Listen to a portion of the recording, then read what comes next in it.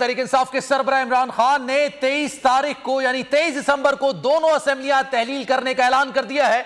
जिस तारीख का इंतजार किया जा रहा था वो तारीख का ऐलान खान साहब ने कर दिया। उन्होंने कहा कि 23 दिसंबर को हम पंजाब और केपी के दोनों असेंबलियों को तोड़ रहे हैं और उसके बाद हमारा सारा फोकस सिर्फ इलेक्शंस पर होगा। आज उन्होंने एक तवील तकरीर की, उनके साथ महमूद खान बैठे हुए थे, उनके साथ परवेज इलाही बैठे हुए थे, दोनों वज़ीर आला उनके साथ बैठे हुए थे और उन्होंने कहा कि जनाब हमारा फोकस यह है कि पाकिस्तान की जो इस वक्त माशी सूरत हाल है उसको हमें पाकिस्तान को बाहर निकालना है इस सूरत हाल से। लेकिन उन्होंने कहा कि जनाब मायूसी कुफर है, मायूस नहीं होना है। हम अगले जुम्मे को 23 तारीख को दोनों असेंबलियां तोड़ने का ऐलान कर रहे हैं। 23 तारीख को दोनों असेंबलियां तोड़ दी जाएंगी और उसके बाद हमारा सिर्फ और सिर्फ फोकस इलेक्शन होगा। अगले जुम्मे तक दोनों असेंबलियां तहलील करने का ऐलान इमरान खान साहब ने कर दिया है।